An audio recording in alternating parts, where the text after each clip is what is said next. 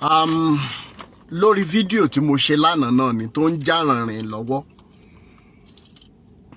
tí ó fi hàn wípé ọ̀pọ̀lọpọ̀ àwọn tó wà sentimental ò gbé nǹkan tí mò ń sọ, tó dẹ̀ jẹ́ wípé kọ́mẹ́ǹtì tí wọ́n tún ń ṣe ó tún ń yìn wọ́n níbọn lẹ́sẹ̀, ó ń yin àwọn bàbá Adébóyè gan níbọn lẹ́sẹ̀ lórí àfihàn ibi tí wọ́n ti bà wá láyé àti ọpọlọ jẹ́ dé. Torí tẹ́ bá wo Christianity tún ní Nàìjíríà, wọ́n ti bà ayé ọ̀pọ̀lọpọ̀ jẹ́ débi wípé so many average Nigerians feel wípé ó normal fáwọn pẹ̀lú ọmọ àwọn káwọn máa suffer as long as sí calibre àwọn bàbá Adébóyè tí wọ́n bá ń rí owó kó pamọ́ owó tí wọ́n ṣiṣẹ́ fún. But this is the era of helping our people. A mọ̀ pé kò lè easy, kò lè rọrùn rárá, ṣùgbọ́n àní jẹ́ kó sú wa, àní jẹ́ kó rẹwà. Àwọn kan wà lánàá tó pé wọ́n antagonize wa, ṣùgbọ́n lẹ́nìí kan àwọn náà ti wà liberated. Even pastors are getting liberated from the work we're doing. That being said, ẹ jẹ́ kí n sáré sọ̀rọ̀ lórí àwọn comment méjì tó common jù lórí post yẹn, lórí Facebook, TikTok or YouTube. Àwọn kan wà tí wọ́n sọ wípé what do you mean? Àwọn bàbá yẹn, àwọn pastors, wọ́n ti ń ṣe help yẹn kó tó di pé òun sọ̀rọ̀.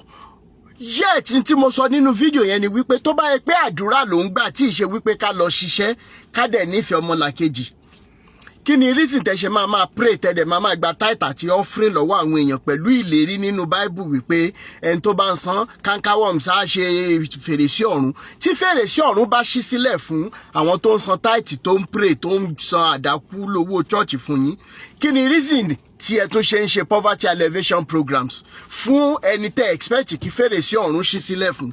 Ìbọn alákọ̀ọ́kọ́ tẹ́ yinra yín nìyẹn. Mo rí another comment tó sọ wípé Jésù gan sọ wípé nígbà tí kí lorúkọ ẹ sọ wípé kí ni perfume tí wọ́n fẹ́ dà sí ẹlẹ́sẹ̀ yìí, wípé àbáta ká fi bọ́ àwọn aláìní. Bíbélì wá sọ wípé Jésù mọ ọkẹ̀ wípé torí wípé kì í pé ó fẹ́ràn aláìní, ṣùgbọ́n torí ẹ̀mí burúkú whatever. Now máa faulty Bible passage yẹn. He came poor so that you can be rich. That is a fact. He said, I have come as a poor so that you might have in abundance. Is that what now the Bible says? Why again an antagonizing verse tó sọ wípé the same Jesus sọ wípé the poor you will always have amidst you? Ṣé rí pé wọ́n ti bà yín láyé jẹ́? In Africa, I stand to say it today. If there is any Bible verse or any religious books apart from Bible, tó sọ wípé it is a confirmed fact that we are supposed to be having the poor ní Africa. Ẹ wo nǹkan tí Burkina Faso ń ṣe lẹ́nujọ́ láàrin ọdún méjì sọ́dún mẹ́ta. Mali àti Niger, ẹ wo nǹkan tí wọ́n ń ṣe.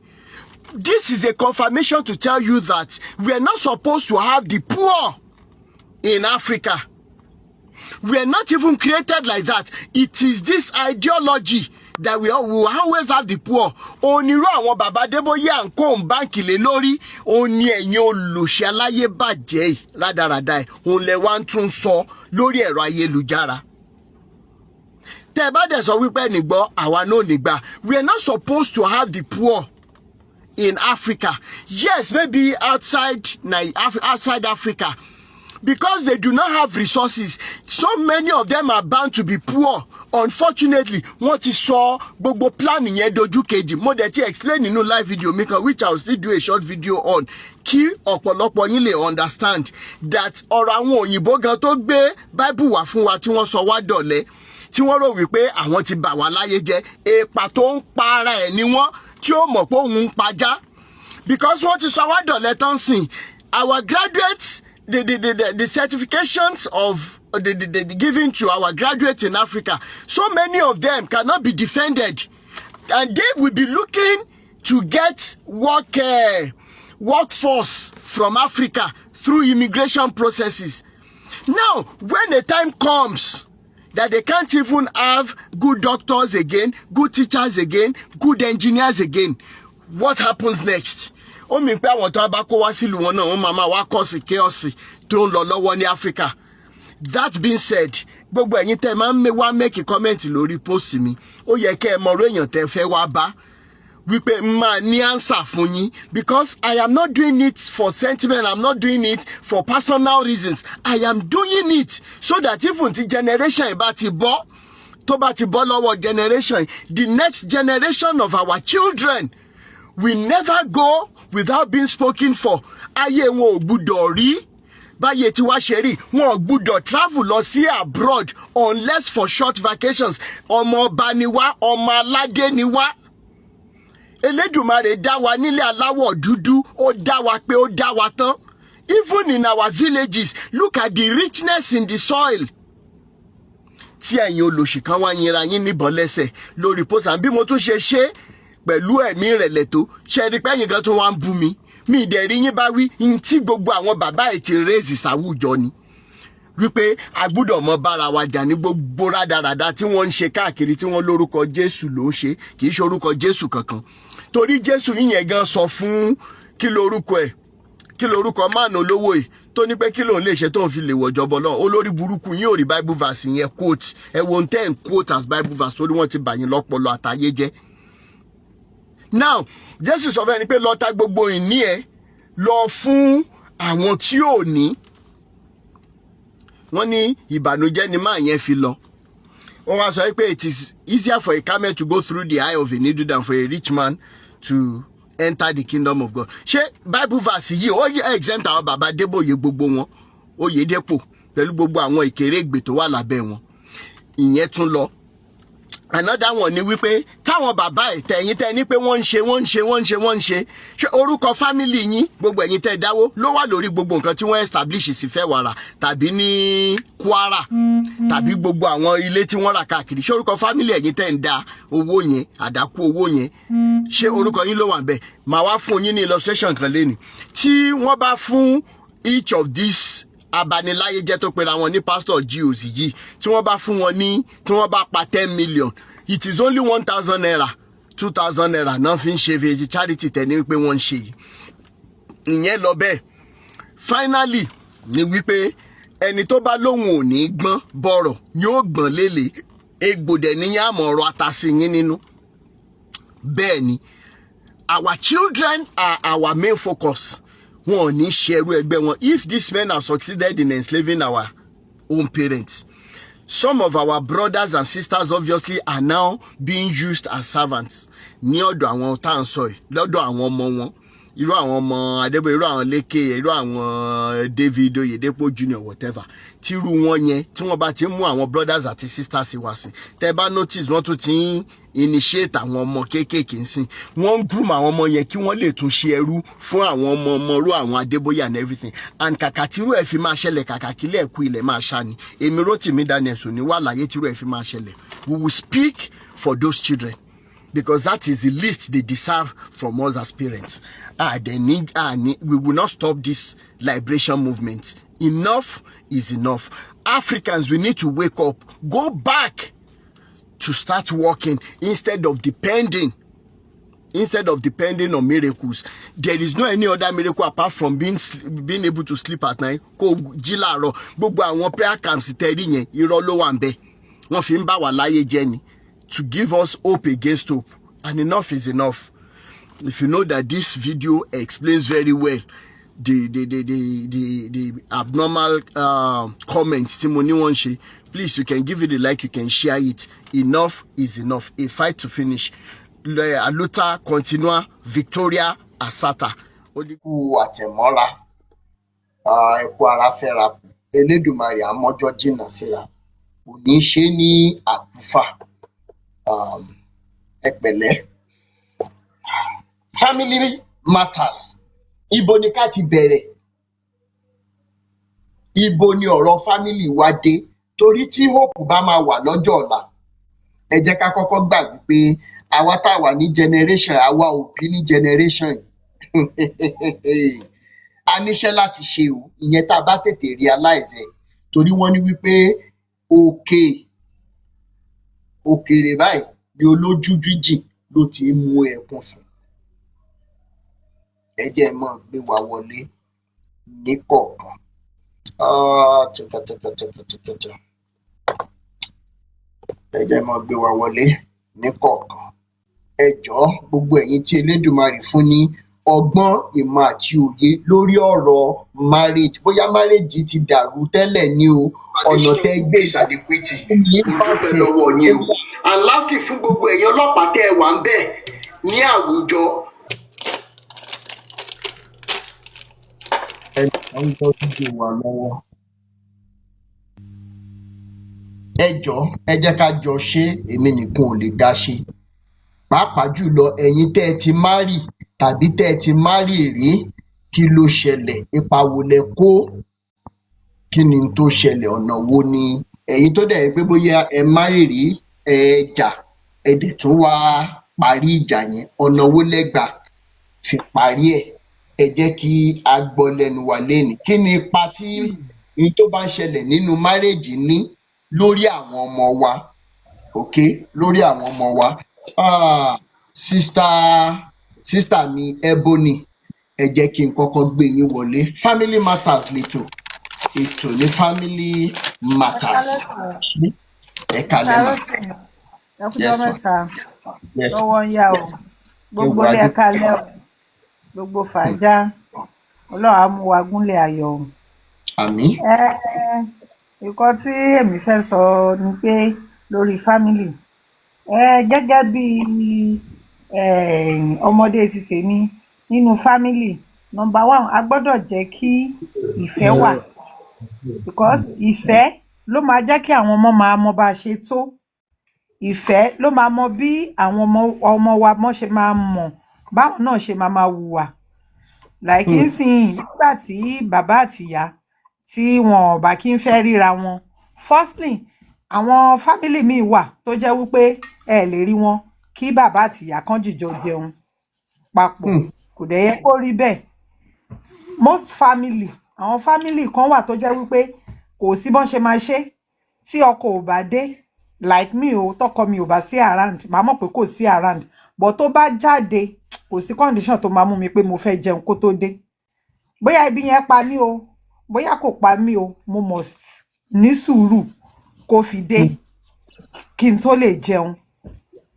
Meanwhile, irú àwọn nǹkan bẹ́ẹ̀ yẹn, àwọn ọmọ wa wọ́n ń wò ó, kò ń ṣe wípé bóyá wọ́n kéré.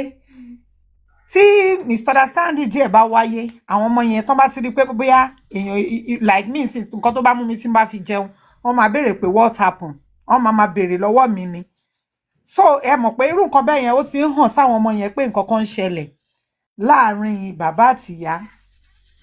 Meanwhile, kò yẹ kó dẹ̀ máa rí bẹ́ẹ̀, because ẹsẹ̀ tá a bá ń gbé òun làwọn ọmọ yẹn náà, step yẹn náà máa follow, òun náà máa follow wọn. Àwọn náà máa wò wípé nǹkan táwọn parents àwọn ń ṣe yìí o, all right, torí táwọn náà tán bá dé irú position bẹ́ẹ̀, òun ni irú step bẹ́ẹ̀ yẹn làwọn náà. For example, kankan ṣẹlẹ̀ lọ́jọ́ kan, mo ṣe chicken, so ọkọ mi débẹ̀.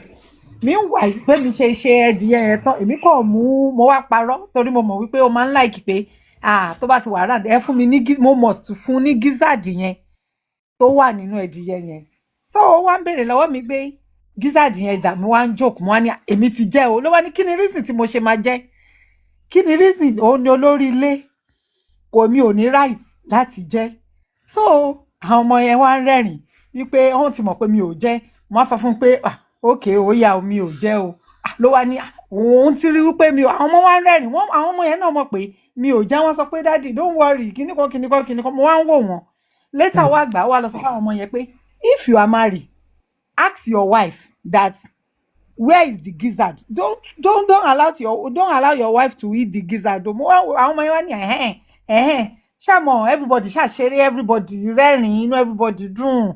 Ṣàmọ̀ pé irú nǹkan bẹ́ẹ̀ yẹn ó ń show wípé ìfẹ́ wà, àti pé tí àwọn ọmọ yẹn náà táwọn náà bá wà ní àyè ara wọn, àwọn náà máa mọ̀ wípé at least bí dádì àwọn àti mọ́mí àwọn bó ṣe ń ṣe nìyí. And the same thing ní environment téèyàn bá ń gbé, tí àdúgbò téèyàn bá ń gbé, èèyàn gbọ́dọ̀ fìfẹ́ hàn.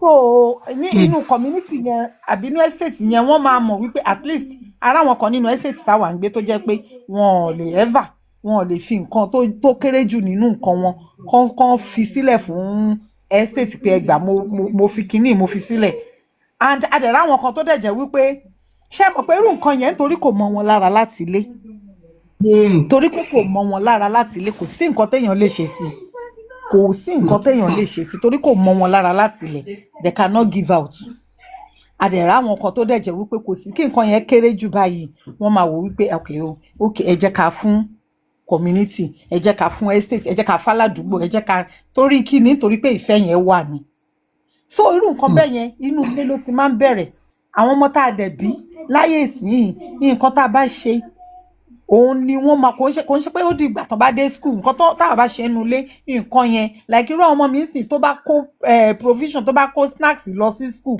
ọmọ mi máa fún wọn tán ní class ni ìtorí wípé nǹkan téèyàn ti fi kọ́ wọn nílé ni so ká jẹ́ kí àwọn òbí number one nìyẹn ká jẹ́ kí ìfẹ́ wà tí ìfẹ́ bá ti wà tá ti ń ṣe wípé okay o at times weekend àwọn ọkọ mi àtàwọn ọmọ family mi a máa jáde a lè lọ pool a lè play ludo a lè ṣeré lọ ṣẹ́tìmọ̀ tá a bá lọ láàrin oṣù kan àwọn ọmọ yẹn máa béèrè ni pé what happened when are we going out nítorí pé nǹkan.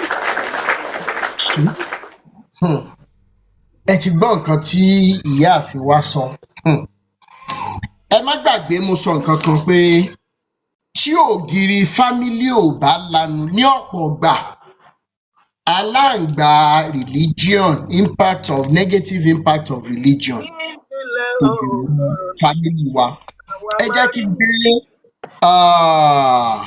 ẹ ṣe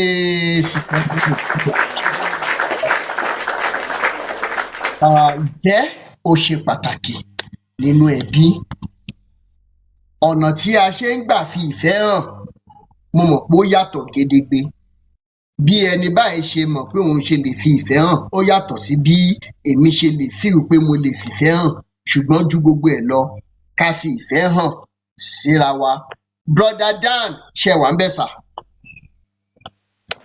ẹ kálẹ́ sà o. ẹ kálẹ́ bàbá mi. ẹ dẹ̀ kú ètò. yes sir. ṣe rí family ó wà very very important and essential because ní family ọ̀dọ̀ mi popsi mi àti momsi mi ò ever rí wọn rí kán ní misunderstanding rẹ̀. then ó wá di ijọ́ kan mo wá pe popsi mi pé ṣé ẹ kì í ṣera yín ni pé mi ò rí kẹ́ ní èdè àwọ̀ láàrin ara wọn wá ní pé àwọn máa ń ṣera àwọn ṣùgbọ́n àwọn máa ń yanjú ẹ̀ láàrin ara wọn ni most especially tó bá ti dòru àwọn á pe ìyá mi pé nǹkan tó ṣe báyìí ó dùn mí mọ́ ṣe bẹ́ẹ̀ mọ́ pé àwọn á dẹ̀ àwọn méjèèjì máa apologize fúnra wọn so kìíní yẹn ó wà very very important mo learn from them because èmi àti fiancé mi àjọ ń gbé ní ibi tí mo wà báyìí so òun náà ẹ mọ̀ obìnrin ò lè má ṣìṣe obìnrin so gbogbo kìíní yẹn later èmi náà á pè máa bá a sọ̀rọ̀ pé nǹkan tó ṣe mọ́ ṣe bẹ́ẹ̀ mọ́ àdèmà settle ṣẹ̀rí family ó wà very very important most especially tán bá ti fi foundation wọn lórí ìfẹ́ àti ìbáṣepọ̀ tó dán mọ́rán so mo really gain from them then secondly ètò yín àwọn kan wọ́n máa wá sí life yín wọ́n á tún lọ síbò wọ́n á lọ máa sọ nǹkan mi ṣe rí hypocrites are everywhere so irú ẹ̀ ò lè má ṣẹlẹ̀ so ẹ̀yin ní kẹ́ túbọ̀ gbára mọ́ nǹkan tẹ́ ń ṣe because Ọlọ́run ló fi rán yín kì í ṣe ènìyàn tó bá jẹ́ ènìyàn ni ẹ ti máa backslide but Ọlọ́run ló fi rán yín so ẹ kó ètò nǹkan tí ní láti sọ ni. Thank you so much. Bí a bá ti ṣera wa ìyá lágbájá ohun tó ṣe tó dùn mí rèé o mi mọ̀ pé mo ṣẹ̀yìn ó dẹ̀ mọ́ bínú bàbá alágbájá nǹkan tẹ́ ẹ ṣe tó dùn mí rèé lọ́pọ̀lọpọ̀ gbà ó máa ń dẹ́kun ọ̀nà tí àwọn nǹkan kéékèèké tó lè gbà di ní ńlá nínú ẹbí tàbí wípé mi ì jẹ́ fẹ́ gbọ́ nǹkan mọ́ mi ì fẹ́ ṣe nǹkan kan ẹ ṣé thank you so much brother Dan.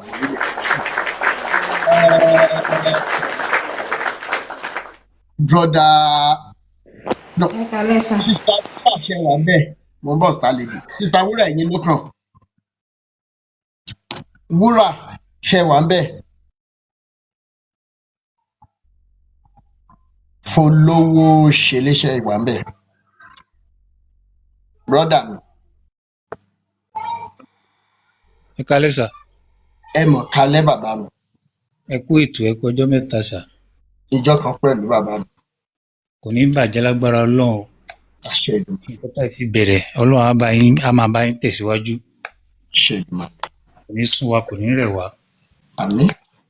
Nípa fámìlì, k'Ọlọ́run kó gbàdúrà gbogbo wa. Àmín.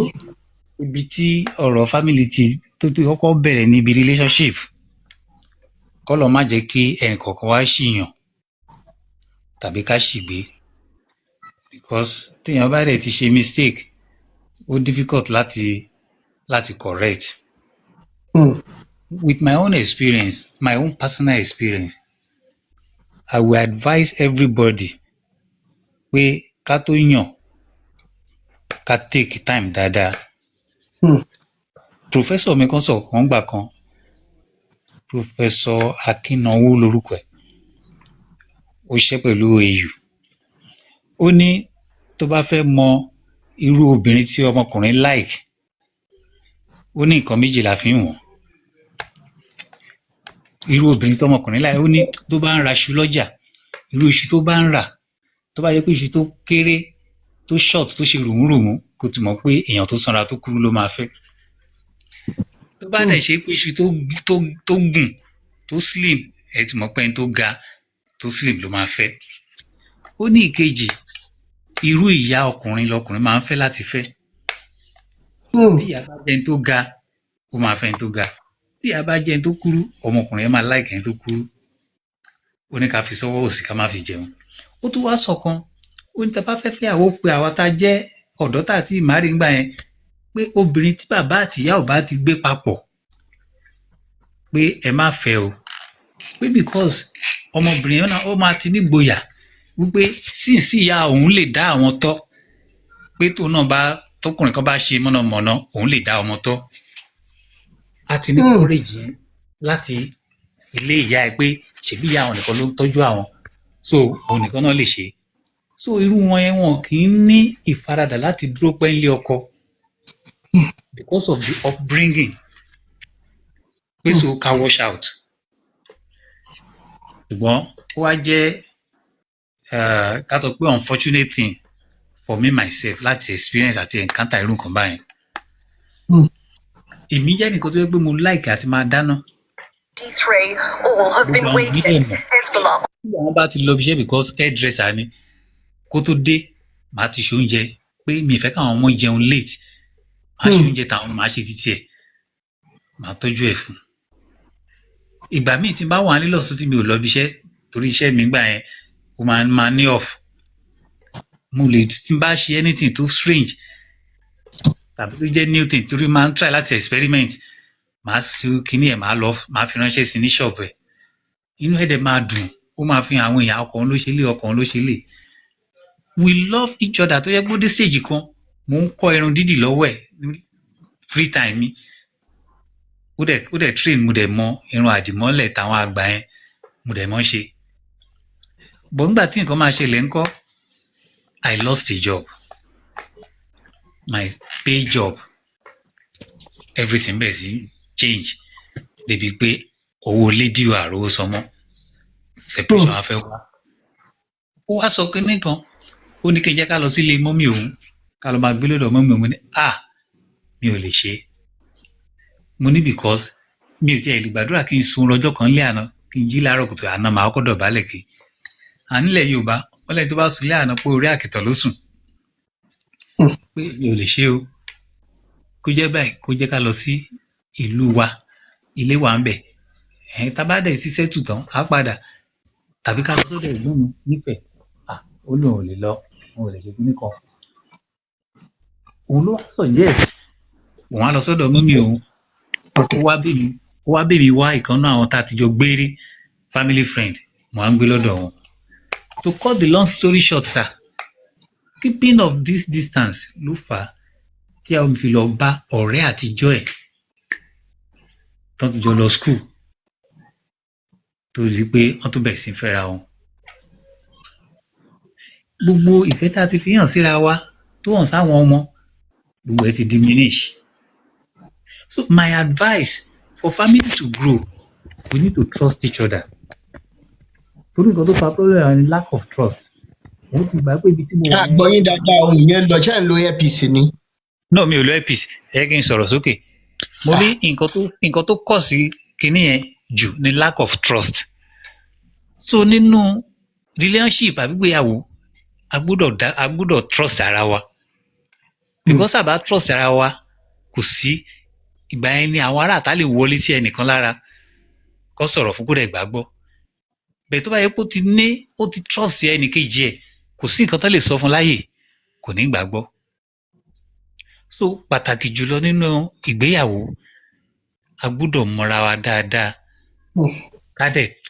ká ní ìdájú pé yes lágbájá nǹkan báyìí ló lè ṣe nǹkan báyìí ló lè ṣe.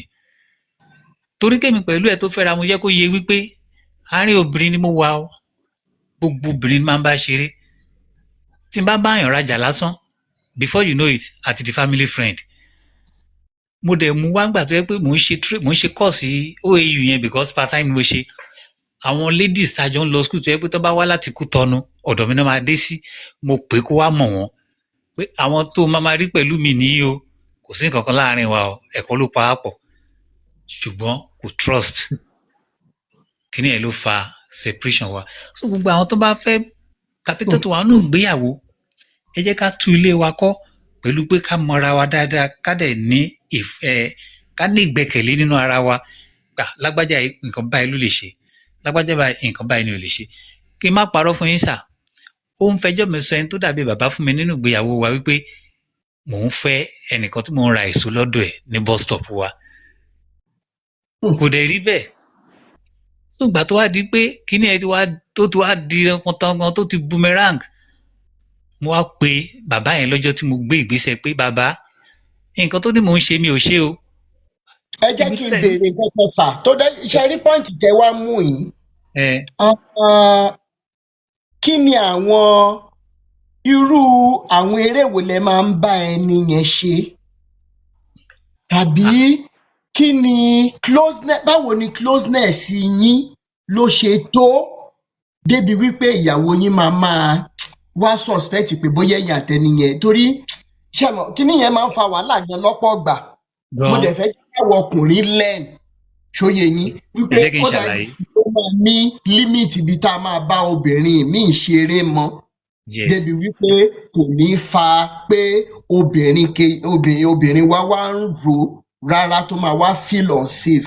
Ẹ bá wa tanná sí ibẹ̀ yẹn. Nǹkan tó ṣẹlẹ̀ ni pé tí mo fi sọ̀rọ̀ nípa trust ẹni yìí èso ló ń tà ní bus stop. Èmi dẹ̀ ti gbọ́ àwọn program tó sọ pé ká tó jẹ oúnjẹ a gbọ́dọ̀ jẹ èso bíi 1 hour before the meal time. So tí mi bá ti close níbi iṣẹ́ ilé ni straight mi ò ń lọ anywhere. Tí mi bá close ní 5 màá délé ní 5:30.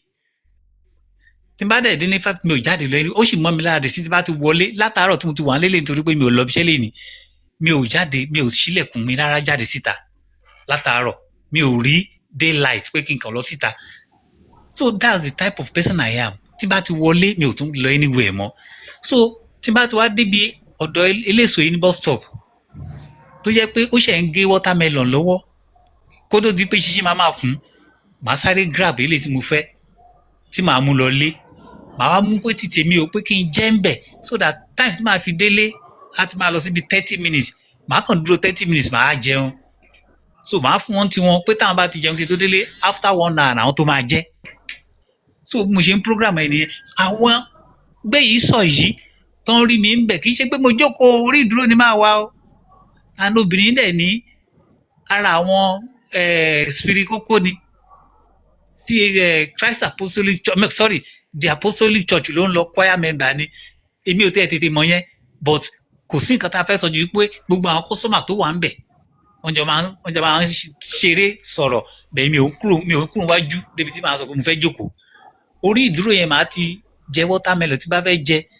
kí n tó gbé ilé tí mo fẹ́ gbé lọ lé àwọn èèyàn tó ń rí mi ló lọ ń sọ fún ọkọ yín wà ń bọ́ sọ kíní kan ṣe kíní kan gbogbo information yẹn ló ń fi ń react òun sọ pé trust. Ẹjẹ́ kan sọ báyìí torí wọ́n ní ẹjọ́ ẹni ò kí ń jẹ́ tẹni ká má mọ̀ dá ṣẹ̀mọ̀ wípé tẹ́ bá Yes. sọ fún ìyàwó yín nílé wípé ẹ kàn fẹ́ lọ ra èso ni ó wá di wípé ìgbà tẹ́ wá débẹ̀ lóòótọ́ lọ́kàn titi yín ẹ mọ̀ pé kò sí nǹkan kan ẹ kàn dúró ẹ fẹ́ ra èso gẹ́gẹ́ bí Yes.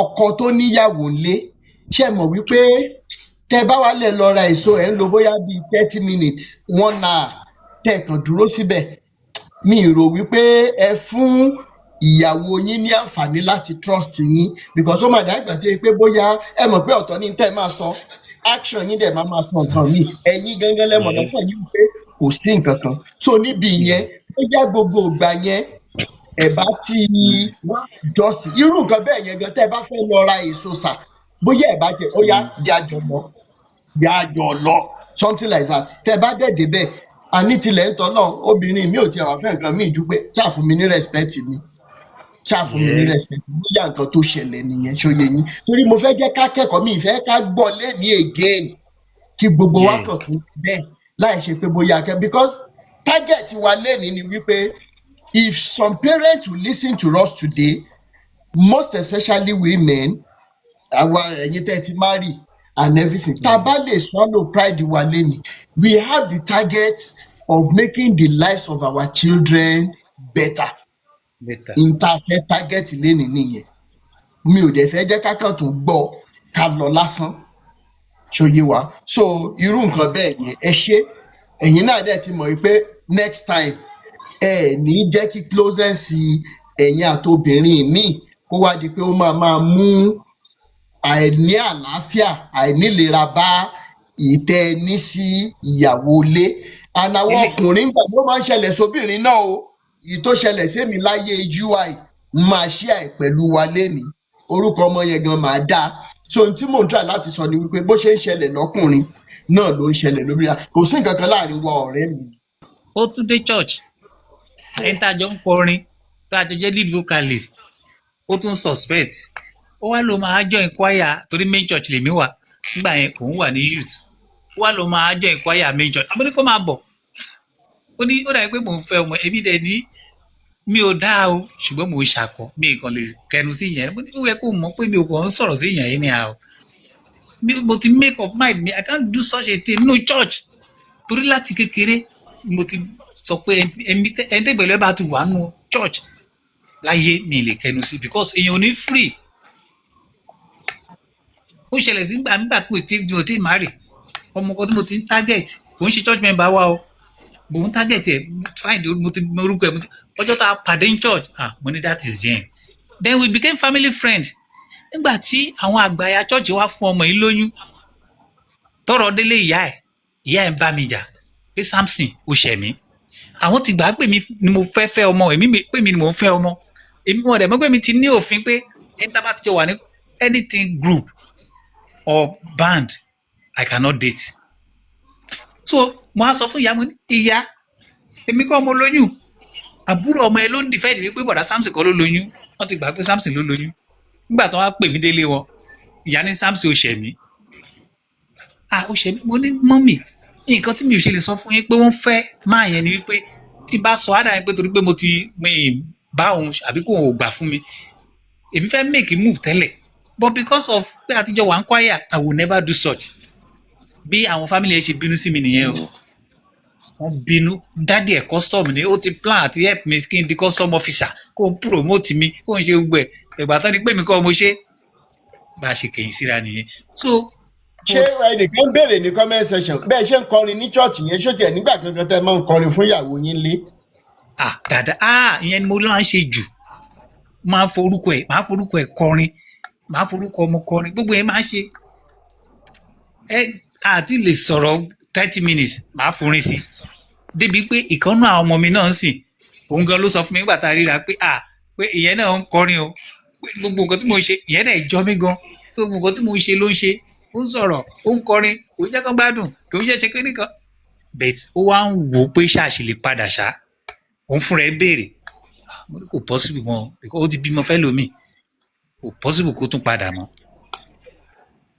ó lóun sì nífẹ̀ẹ́ mi òkè ẹ jẹ́ ká tọ́lá pọ̀ wípé ṣe mọ̀ pé tí wọ́n bá kó 100% broken relationships or marriages jọ tí wọ́n bá ní pé kí ẹni báyìí wá sọ̀rọ̀ most times ọ̀pọ̀ ọgbà ló jẹ́ pé ẹni tán ní kó wá sọ̀rọ̀ yẹn ó máa right á lóun right most times but only few times ló jẹ́ wípé èèyàn máa admit wípé nínú relationship yìí ẹ̀bi mi leléyìí nǹkan tí mo ṣe leléyìí tí relationship yẹn fi break ó dẹ̀ dìgbà tá a bá tó admit mistake wa ká tó lè successfully avoid the mistake ibi tá a ti ń bọ̀ pé kó má ṣẹlẹ̀ níbi tá a ń lọ especially tá a bá nífẹ̀ẹ́ ẹni yẹn dáadáa so inú mi dùn pé ẹ̀yin náà ti mọ ibi tẹ́ ti bù díẹ̀ kù nínú ibi tẹ́ ti ń bọ̀ ibi tẹ́ bá wá lọ sìn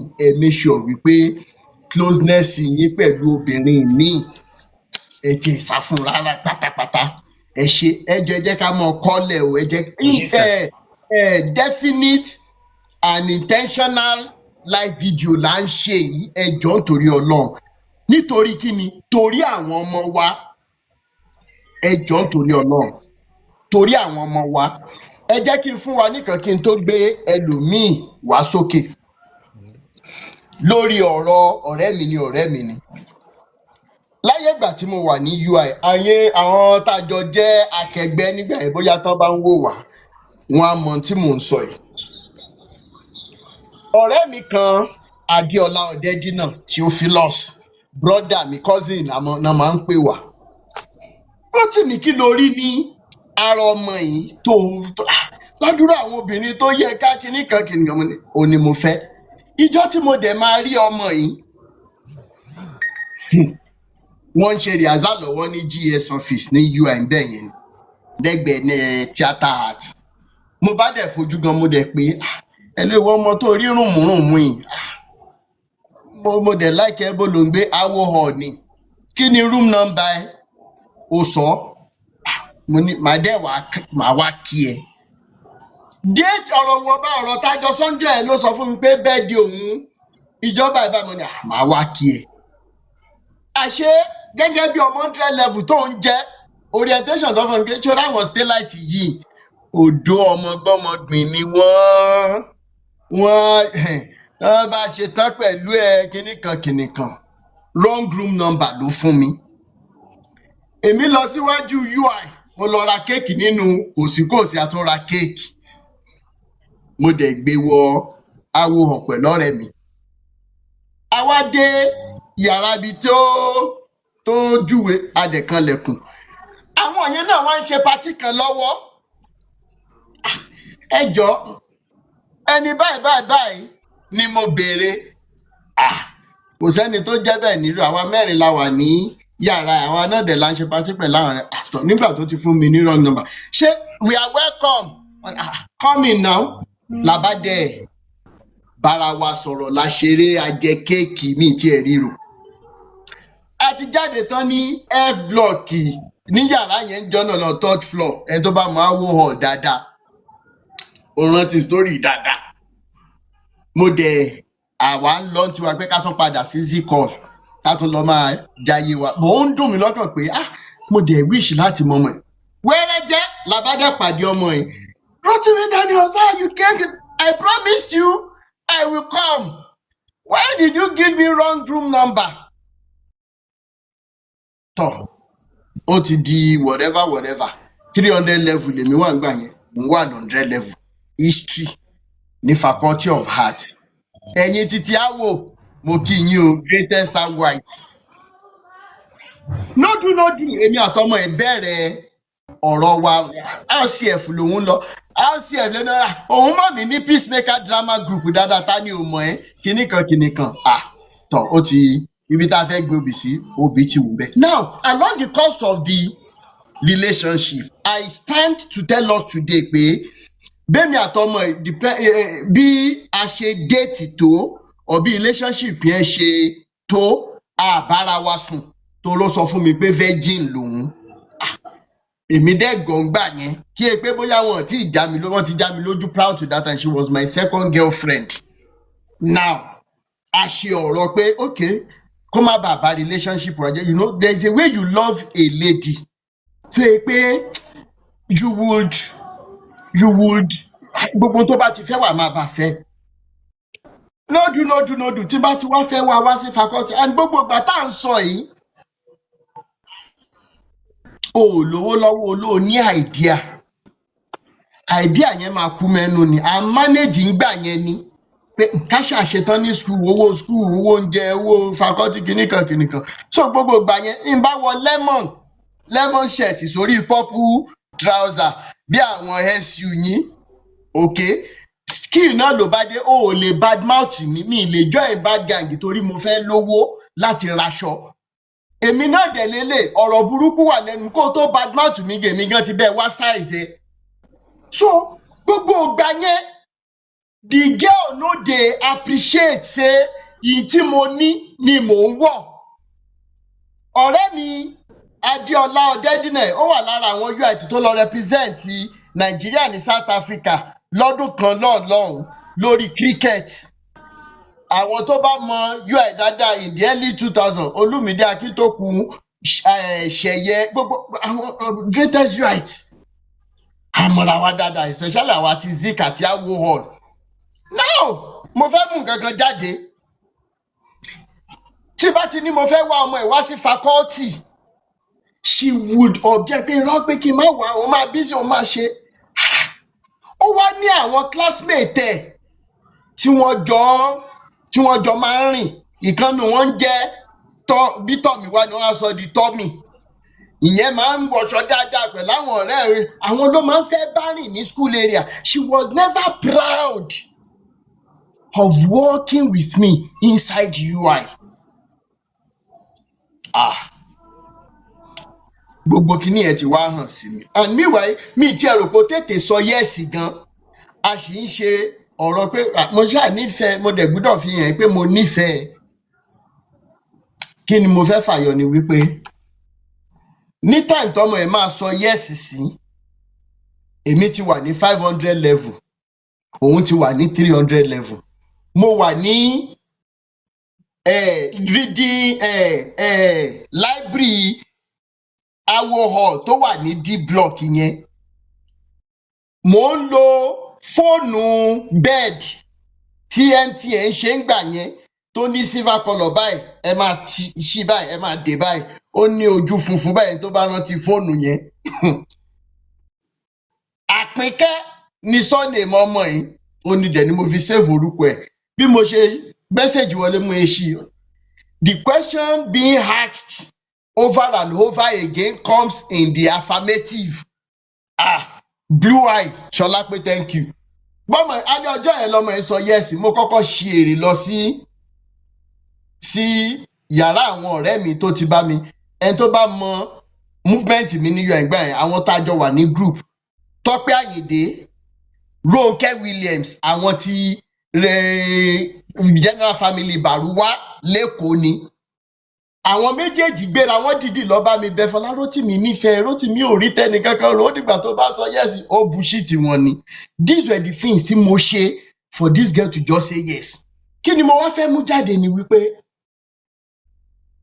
nígbà tó ọmọ ẹ̀ máa sọ yes yet she was not even too proud of me pé òun fẹ́ bá bọ̀bọ̀ ìrìn tó ró ní nǹkan lórí if I were to be dressing very well even if I was a nuisance she didn't care. Mo kàn fẹ́ forúkọ bò láṣìírí nítorí olúkálùkù ti mú and I'm not saying this out of pé bóyá n tó ṣẹlẹ̀ láàrin wa. Níbi tá à ń gbé ń gbà yẹn lẹ́yìn ìgbà tẹ́mi ṣetán níyọ ẹ̀ tó ń wà ní final year àjọ lórí òkè Baálẹ̀ l'Óṣogbo fún project ẹ̀ ni. During my service year ọmọ ẹ̀ wá sọ́dọ̀ wa ìyá mi máa rántí dáadáa a wà níbi kí bedroom and toilet mò ń bá fọ bra àti pant. And this is a true life story. Àti ìbára wa sun for me, mo bá bẹ̀rẹ̀ ṣe gbogbo I am still that nice guy. Mo ń fọ bra àti pint ẹ̀njọ́ yẹn. Mọ̀mísí mi wá ń bọ̀ láti sitting room. Wọ́n ń bọ̀ ní side ibi támi àti ẹ̀ wà. Láì ṣe washing machine.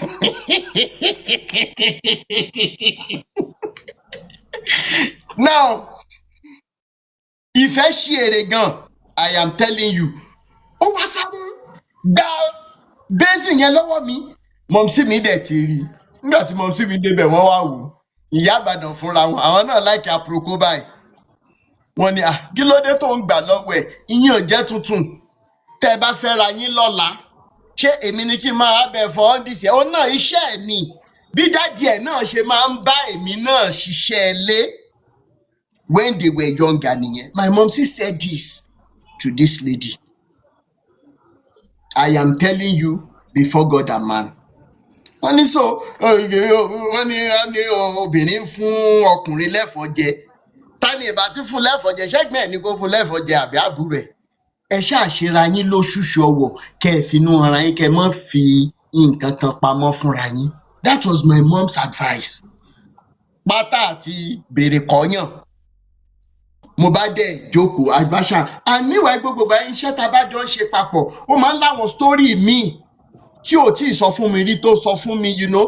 And these are the things that should be coming with relation, especially tí trust yẹn bá dé tó débi tó yẹ kó dé. The rise and fall of the story ni wípé bẹ́ẹ̀mi ṣe nífẹ̀ẹ́ lápá kan débi wípé ìgbà tí mo lọ sẹ́fíìsì gan, àwọn obìnrin tó ṣe sí mi mi ì rí tí wọ́n rò. Mo ṣá Fọlá ọmọ yìí ó mo nífẹ̀ẹ́ dáadáa.